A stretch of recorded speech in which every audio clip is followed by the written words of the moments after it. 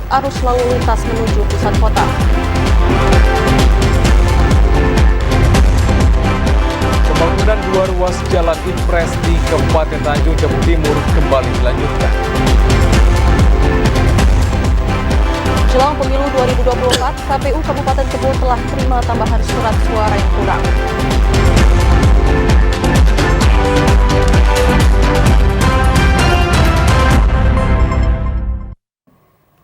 Assalamualaikum warahmatullahi wabarakatuh. Senang rasanya Jambi hari ini kembali menyapa Anda. Edisi Sabtu 27 Januari 2024. Selain 3 topik utama tadi, tim redaksi kami juga telah menyiapkan sejumlah informasi penting dan menarik lainnya untuk Anda. Bersama saya Chandrika Divani. Dan saya Dapot Silalahi, kita jelang Jambi hari ini selengkapnya.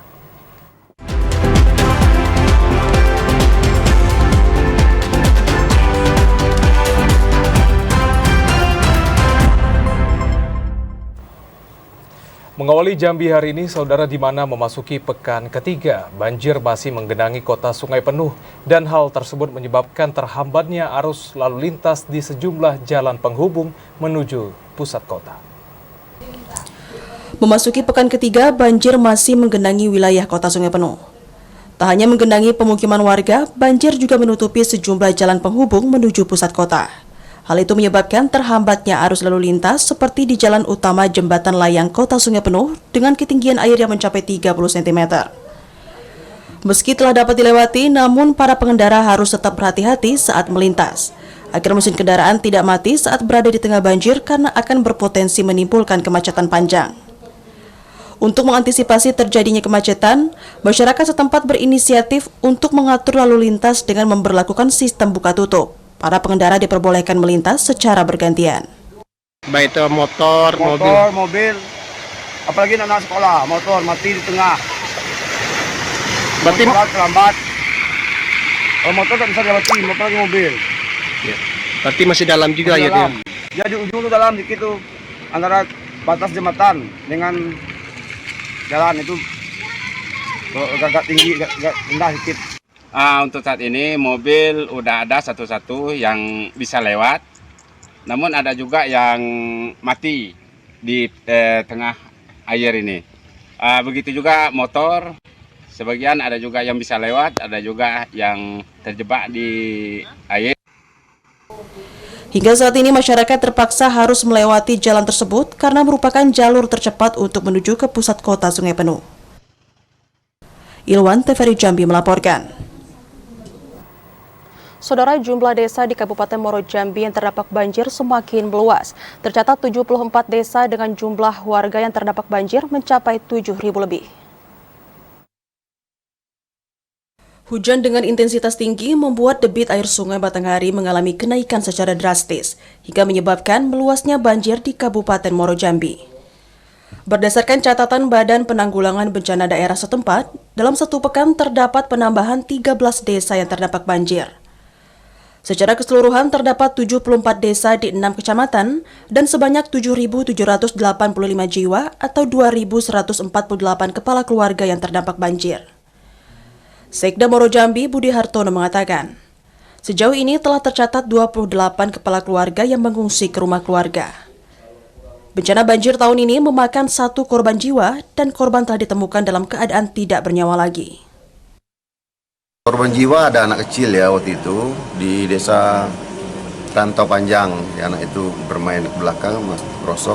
Cuman itulah dengan kelalaian ya, kelalaian dari kita lah untuk mengawasinya. Kita sudah diimbau, Bupati juga mengimbau anak-anak kecil, kemudian anak sekolah gitu untuk diawasi. Sekolah juga yang rawan-rawan banjir sudah kita liburkan ya, sudah kita minta untuk belajar di rumah. 2.113 rumah yang terdampak banjir tersebut terluas di Kecamatan Kumpeh Ilir yang mencapai 1.087 rumah. Sedangkan 5 kecamatan lainnya seperti Kumpeh Ulu, Taman Rajo, Jaluko, Marosebo, dan Sekernan tercatat di bawah 500 rumah yang terdampak bencana banjir. Azam Afnan, TVRI Jambi melaporkan. Ya, saudara, memasuki pekan ketiga, banjir akibat luapan air Sungai Batanghari masih menggenangi Kabupaten Muaro Jambi. Dan untuk mengetahui bagaimana informasi selengkapnya terkait dengan perkembangan bencana banjir di Kabupaten Muaro Jambi, kita telah terhubung dengan kontributor TVRI Azam Afnan di Muaro Jambi. Azam, bagaimana bentuk perhatian pemerintah setempat terkait dengan banjir tersebut? Silakan dengan laporan Anda. Ya, terima kasih. Dapat saya laporkan pemirsa, saat ini saya berada di salah satu desa yang terdampak bencana banjir di Kabupaten Muaro Jambi. Berdasarkan data yang kami terima dari Badan Penanggulangan Bencana Daerah setempat, ada 74 desa di 6 kecamatan ini dilanda bencana luapan air Sungai Batanghari. 6 kecamatan tersebut, ya, Kecamatan Kumpe Ilir, Kumpe Ulu, Sekernan, Warosobo, Taman Rajo, dan kecamatan di luar kota. Sejauh ini sudah ada 140 jiwa yang mengungsi di tempat keluarga karena rumahnya terendam banjir. Sementara untuk catatan ada 7.785 jiwa yang terdampak banjir tahunan ini. Dapat kami sampai bahwa pemerintah Kabupaten Muaro Jambi telah menetapkan status atau meningkatkan status dari semula siaga menjadi tanggap darurat bencana banjir. Dengan penetapan status ini, warga diimbau untuk selalu berhati-hati dalam menghadapi potensi bencana banjir. Kita setempat juga telah posko utama bencana hidrometeorologi, termasuk itu bencana banjir. Peran pemerintah desa maupun kecamatan sangat diharapkan dalam menginformasikan update data warga yang terdampak banjir. Dalam beberapa waktu lalu, PJ Bupati Muaro Jambi, Bayu Nidiliansa bersama jajaran telah mendistribusikan bantuan paket sembako sebanyak 2.245 paket sembako untuk warga yang terdampak banjir. Sembako ini diutamakan bagi mereka yang rumahnya terendam. Dalam bantuan sangat diterima oleh masyarakat karena mereka sudah dilanda banjir hampir 3 minggu lamanya. Dan aktivitas mereka lumpuh, seperti pertanian mereka terendam banjir. Dan catatan dari dinas terkait, saat ini di Muaro Jambi ada sekitar 7 hektar tanaman padi atau persawahan yang terendam bencana banjir. Sejauh ini masih terus diupdate berapa luas sawah yang terendam banjir. Dapat kami sampaikan. Baik Afnan, namun bagaimana dengan kebutuhan air bersih yang saat ini digunakan oleh masyarakat untuk kebutuhan sehari-hari? Azam. Iya, saat ini warga sangat berharap bantuan dari pemerintah tempat untuk air bersih. Kebutuhan air bersih mereka sangat terganggu karena sumber mata yang merupakan sumur mereka terendam air Sungai Batanghari. Hingga saat ini pemerintah terus memberikan bantuan air bersih melalui Badan Penanggulangan Bencana Daerah dan juga dari PDAM Muaro Jambi serta dibantu PDAM Tirta Mayang Kota Jambi. Sejauh ini warga masih sangat berharap bantuan air bersih dari pemerintah setempat karena air masih melanda, kena banjir maksud kami, masih melanda di permukiman rumah warga sehingga mereka kesulitan untuk mendapatkan air bersih. Ya, dapat kembali ke studio. Baik, pemerintah terkait masih terjun langsung terkait dengan bencana banjir dan warga berharap untuk bencana banjir dapat diatasi. Terima kasih Azam Afnan melaporkan langsung dari Kabupaten Muaro Jambi. Kita ke informasi lainnya, saudara, polisi memburu belasan orang diduga pelaku pengerusakan kantor Gubernur Jambi saat aksi unjuk rasa sopir angkutan batubara. Polisi pastikan identitas ke-11 pelaku telah diidentifikasi. Kasus pengerusakan kantor Gubernur Jambi buntut dari aksi unjuk rasa sopir angkutan batubara pada Senin lalu didalami penyidik di Treskrimum Polda Jambi. Polisi telah memeriksa 6 orang saksi dari pelapor dan pegawai pemerintah Provinsi Jambi. Berdasarkan hasil pemeriksaan dan penyelidikan, belasan orang diduga sebagai pelaku dan saat ini sedang diburu polisi. Belasan orang tersebut diidentifikasi telah merusak dan melempari kantor gubernur dengan batu. Polisi telah menyebar sebagian foto para terduga pelaku di media sosial. Polisi juga memastikan kasus anarkis di kantor gubernur Jambi ini akan diusut tuntas. Itu masih kita dalami, ya. Kita profil orangnya, karena kan kita sudah melihat juga profil orangnya. Yang jelas, kita tidak akan gegabah dalam menentukan tersangka, karena ini terkait masalah hak.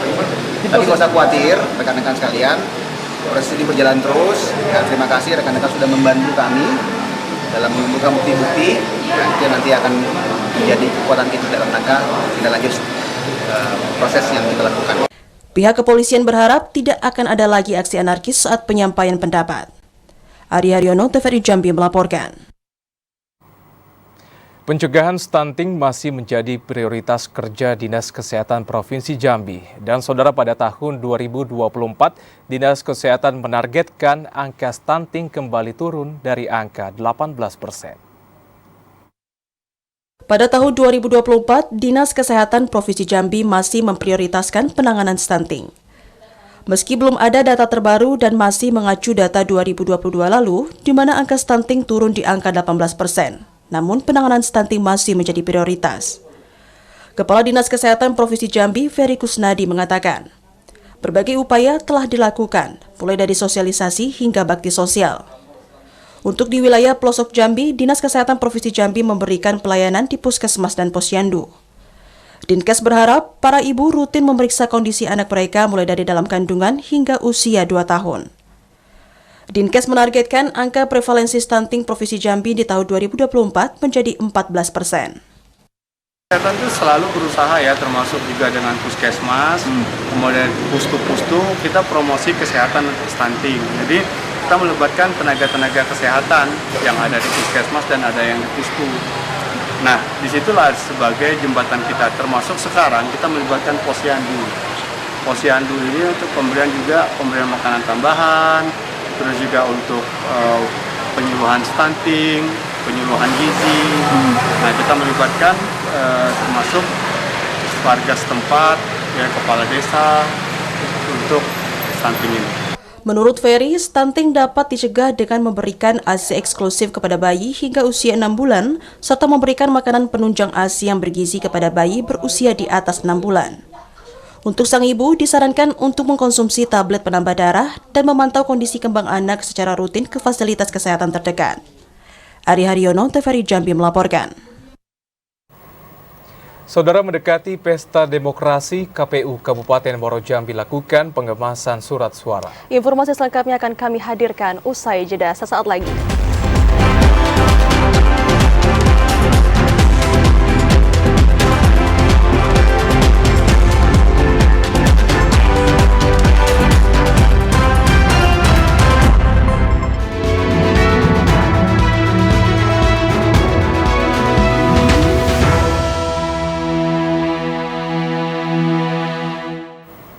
Saudara, Anda kembali bergabung bersama kami dalam segmen menuju pemilu 2024.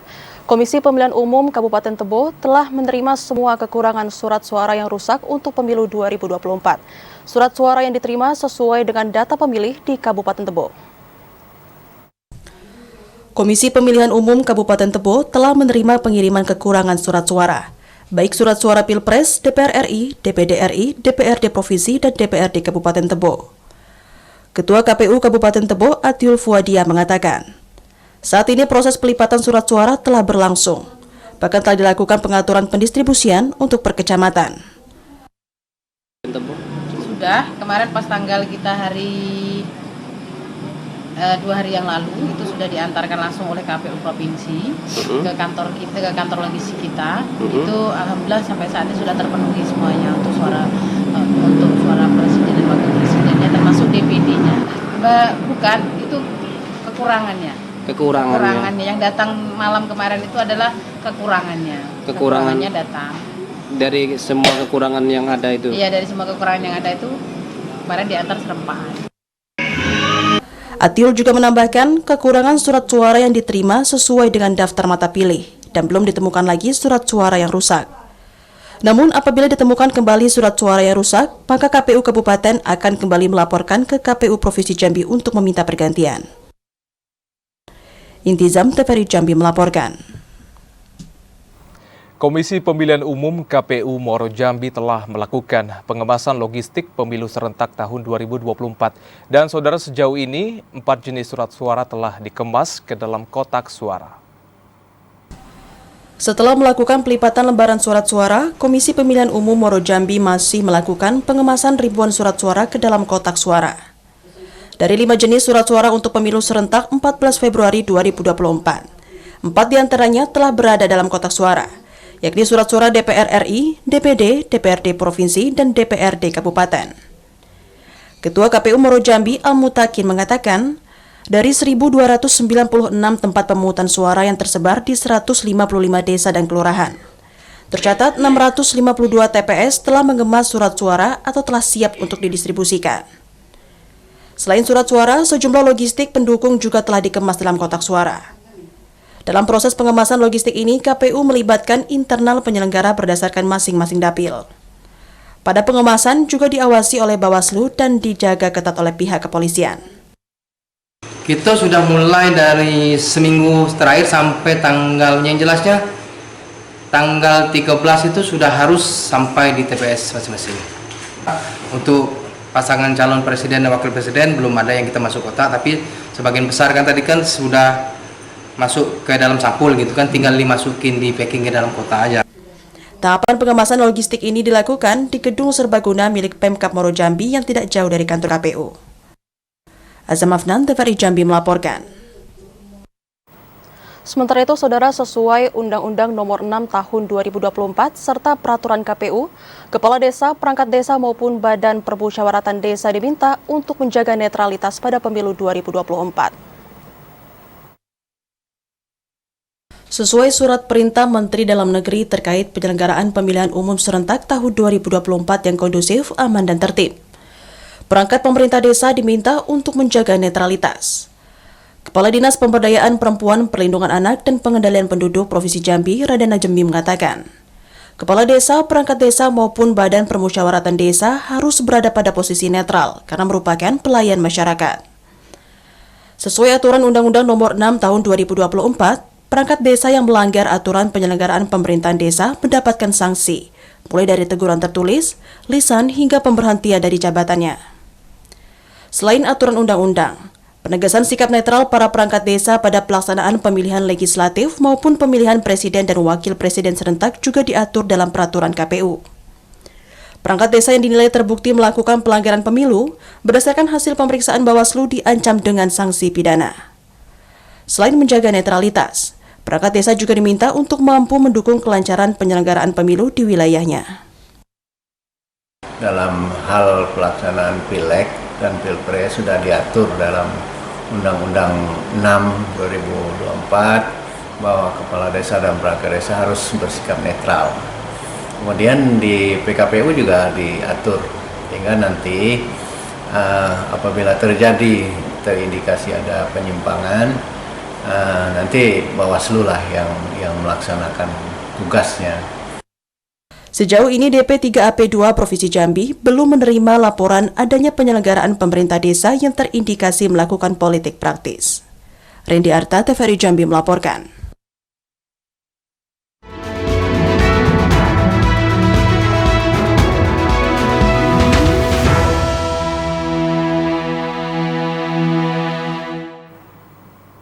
Beralih ke sorotan lainnya, saudara, di mana sempat putus kontrak di tahun 2023, 2 ruas jalan Inpres di Kabupaten Tanjung Jabung Timur kembali dilanjutkan.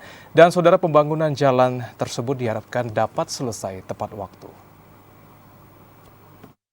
Meski sempat mengalami kendala pada pembangunan 2 ruas jalan rigid beton melalui dana instruksi Presiden di Kabupaten Tanjung Jabung Timur, namun di tahun 2024 ini akan kembali dilanjutkan pengerjaannya.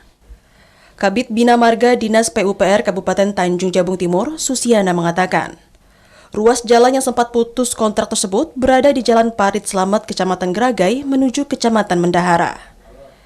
Jalan tersebut akan dibangun sepanjang 7,8 km dengan anggaran sebesar 49,6 miliar rupiah melalui dana APBN. Terjadinya putus kontrak di tahun 2023 lalu karena harga satuan material yang mengikuti harga jalan nasional. Sehingga harga satuan untuk pembangunan rigid beton di Bendahara disesuaikan dengan harga satuan jalan kabupaten sesuai dengan usulan. Selain jalan menuju Kecamatan Bendahara, pembangunan jalan impres dari Tugu PMD Kecamatan Sabak Barat menuju Kecamatan Kuala Jambi juga dilanjutkan sepanjang 4.124 km. Pembangunan yang diharapkan menjadi urat nadi perekonomian masyarakat Kabupaten Tanjung Jabung Timur itu menelan anggaran sebesar 38 miliar rupiah. Nah, sedangkan ruas jalan yang Parit Selamat Kuala Bendahara itu putus kontrak dan telah diselesaikan sesuai dengan anggaran yang sesuai dengan fisik yang dilaksanakan yang ada di lapangan saat ini. Juga untuk lokasi seperti Jalan Poros Kuala Jambi juga sudah mulai bagus mobilisasi jalan yang menuju ke lokasi. Juga yang di Jalan Parit Selamat Kuala Bendahara juga di tahun ini kan mungkin di tahun yang sebelumnya tahun lalu itu terkendala ruas jalan yang terbangun oleh PetroChina juga kan sepanjang 1,9 km. Nah, tahun ini pekerjaan yang dilaksanakan oleh PetroChina itu sudah selesai dilaksanakan.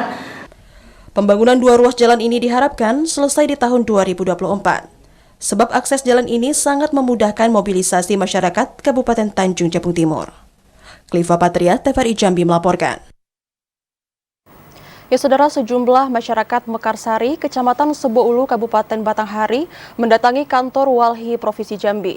Mereka meminta pendampingan terkait kasus dugaan penyerobotan tanah di desa tersebut. Sejumlah masyarakat Desa Mekarsari, Kecamatan Seboulu, Kabupaten Batanghari mendatangi kantor Walhi Jumat sore. Masyarakat meminta pendampingan hukum untuk melayangkan gugatan atas kasus dugaan penguasaan tanah yang terjadi di desa tersebut. Kuasa hukum Walhi, Ramos Huta Barat, mengatakan, setelah mendapatkan laporan tersebut, Walhi bersama masyarakat akan melayangkan gugatan perdata kasus dugaan penyerobotan tanah ke Pengadilan Negeri Batanghari. Gugatan ini dilayangkan setelah warga tidak mendapatkan tanggapan dari pemerintah meski telah beberapa kali meminta keadilan. Jadi masyarakat ini ditempatkan di situ sekitar tahun 2015 dari sebagian besar dari tanah Jawa, daerah Jawa. Tahun 2010 diberikan sertifikat hak atas tanah. Sampai hari ini kita mengajukan gugatan itu tidak bisa dikuasai dikelola oleh mereka. Rencananya laporan akan kemana nih? Kami sudah melakukan upaya hukum, perbuatan melawan hukum sudah kami masukkan gugatan perbuatan melawan hukum ke Pengadilan Negeri Batanghari. Mudah-mudahan. Putusannya masih perdata, Bang? Masih perdata. Tidak tertutup kemungkinan kami akan lakukan laporan pidana. Kami pernah ke Mabes Polri, tapi Mabes Polri itu minta paling sedikit itu laporan 25 miliar. Tapi kami sudah lakukan evaluasi ekonomi, ternyata kerugian itu lebih dari 25 miliar. Jadi kami tahap pertama perdata dulu.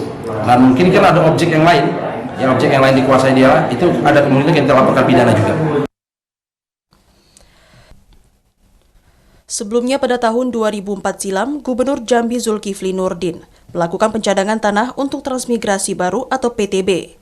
Keputusan gubernur tersebut menyatakan pemberian pencadangan tanah seluas 5.500 hektar untuk membangun kawasan pemukiman transmigrasi baru di Desa Tebing Tinggi, Padang Kelapo, Olak Kemang, dan Sungai Lingkar.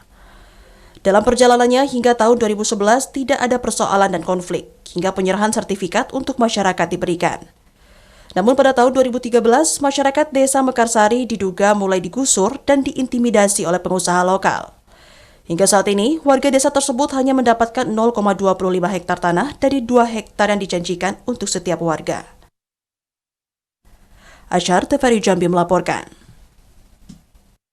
Saudara, kalahkan tuan rumah, Merangin FC berhasil melaju ke final Gubernur Cup Jambi 2024. Informasi selengkapnya akan kami hadirkan dalam segmen advertorial. Tetaplah bersama kami.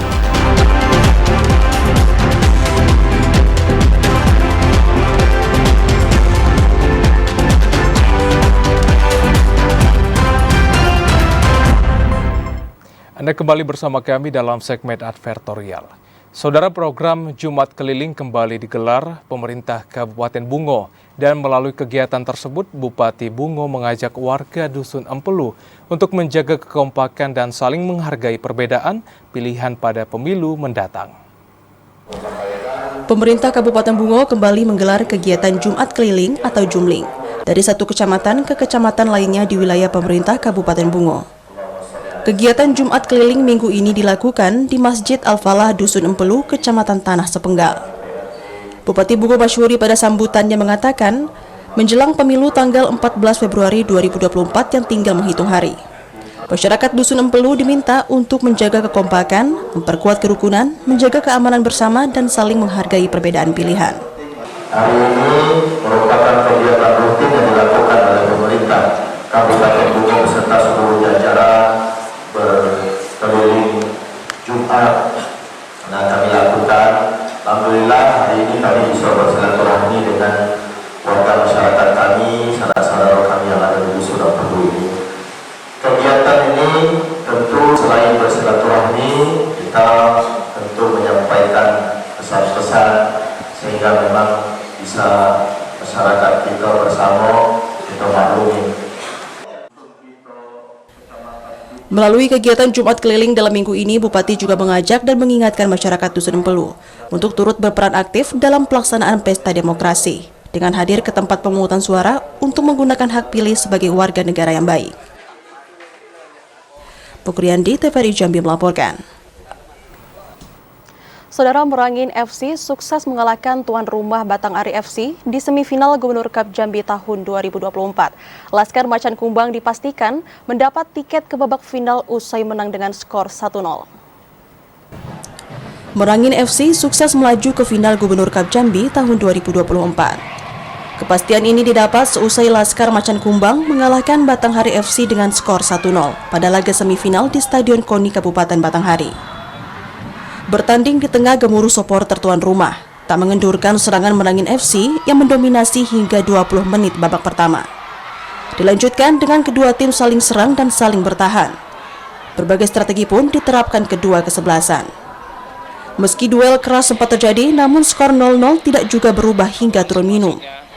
Kemenangan Merangin FC terjadi pada babak kedua menit ke-69 lewat sundulan Ade Ivan Avila. Skor 1-0 yang dicetak pemain nomor punggung 10 tersebut tidak berubah sampai laga akhir 8 menit perpanjangan waktu.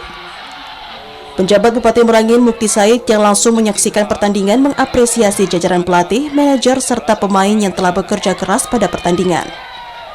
Mukti meminta doa kepada seluruh masyarakat Merangin untuk kesuksesan Laskar Macan Kumbang di ajang Gubernur Cup 2024. Saya yakin dan percaya kalau lihat dari ritme permainan anak-anak kita tadi, ya kita akan bakalan juara.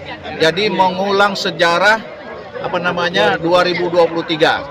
2023 kita juara, insyaallah 2024 kita juara lagi. Ya. Mohon doa seluruh masyarakat, wabil khusus masyarakat Kabupaten Merangin. Ya, tolong viralkan bahwa kita menang lagi. Insyaallah. Melalui kemenangan ini, Merangin melaju ke partai final dan akan menghadapi Kabupaten Bungo. Sebelumnya, kesebelasan Bungo berhasil mengalahkan Moro Jambi di semifinal. Ramadan Cerbita Kasa, TVRI Jambi melaporkan. Saudara, tetaplah bersama Jambi hari ini karena kami akan kembali dengan sejumlah informasi penting dan menarik lainnya. Di antaranya seekor ular piton berhasil dievakuasi petugas damkar Kota Jambi.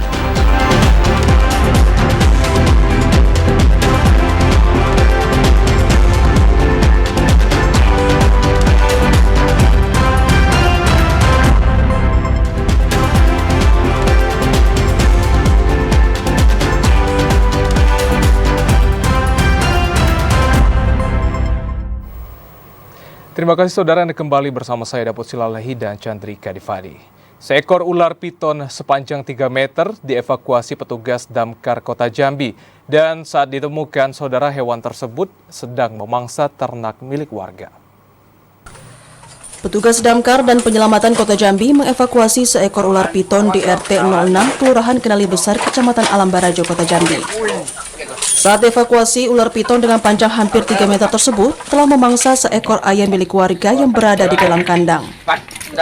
Hewan melata tersebut diduga kelaparan hingga memangsa ternak warga. Evakuasi yang berlangsung kurang dari 1 jam tersebut berlangsung dramatis sehingga membuat panik pemilik ternak. Beruntung, ular akhirnya berhasil dievakuasi dan diamankan petugas sebelum dibebas liarkan ke habitatnya. Sementara itu, karena masih berada pada musim penghujan yang menyebabkan bencana banjir, masyarakat diimbau untuk tetap waspada terhadap hewan liar di area rumah. Asyar TVRI Jambi melaporkan. Ya, memang Dapot usaha mikro kecil menengah saat ini menjadi salah satu faktor dan juga roda penggerakkan pertumbuhan perekonomian daerah. Betul sekali Cika, memang saat ini di Jambi, khususnya di kota Jambi, memang UMKM, mereka penggiat UMKM ini menggerakkan bisnis mereka dengan semangat. Walaupun memang dalam setiap roda bisnis itu ada suka dan duka. Dan memang salah satunya ini seperti rumah produksi Rempeyek Ilham yang terletak di RT 31 kawasan Payo Lebar, Kecamatan Jelutung. Yang juga saat ini sudah menembus ke pasar hingga luar Provinsi Jambi, Dapot. Betul sekali Cika dan saudara, berikut saksikan Rempeyek Ilham yang memang direkam oleh TVRI Jambi menjadi motivasi untuk kita semua. Rekam jejak para UMKM dalam membangun bisnis dengan suka duka serta semangat juang yang terus dipompa tanpa jeda. Menjadi energi besar dalam menghadapi turbulensi bisnis sehingga mampu bertahan dalam situasi yang dihadapi. Jumlah UMKM di Kota Jambi mengalami peningkatan dari tahun ke tahun. Salah satunya, rumah produksi Rempeyek Ilham yang berlokasi di RT 13 kawasan Payo Lebar, Kecamatan Jelutung, Kota Jambi. Pemilik rumah produksi Rempeyek Ilham, Zaitun, mengatakan, permintaan keripik dan rempeyek tempe sempat menurun karena pandemi, namun kini mengalami peningkatan yang signifikan. Terbukti pemasaran keripik dan rempeyek tempe Ilham sudah menembus luar Provinsi Jambi, seperti Pekanbaru, Medan, Bengkulu, Lampung, dan Bangka Belitung. Rempeyek Ilham telah memproduksi berbagai varian rasa. Hingga saat ini terdapat sekitar 16 varian rasa yang tersedia. Selain bisa dipesan secara langsung, Rempeyek Ilham juga bisa dipesan secara online melalui aplikasi digital. Pemasaran kami sudah sampai ke Pekanbaru, Medan, Bengkulu, Lampung, Bangka Belitung. Kalau untuk di Jambi? Kalau untuk di Jambi, seluruh mal yang ada di Kota Jambi sudah masuk semua. Pesan saya kepada seluruh masyarakat yang ada niat kepingin usaha apapun itu asal dijalankan dengan niat dan kemauan, insya Allah berhasil. Rumah produksi Rempeyek Ilham yang berdiri sejak tahun 2004 ini kini memiliki 32 karyawan dan kerap meraih prestasi hingga tingkat nasional di bidang UMKM. Yazi Santoso Al-Adli, TVRI Jambi melaporkan. Ya saudara, informasi tadi sekaligus menutup perjumpaan kita pada sore hari ini. Terima kasih atas perhatian dan kebersamaan Anda. Saya Chandrika Divani. Dan saya Dapot Silalahi bersama dengan seluruh kerabat kerja yang bertugas pamit undur diri. Wassalamualaikum warahmatullahi wabarakatuh dan sampai jumpa.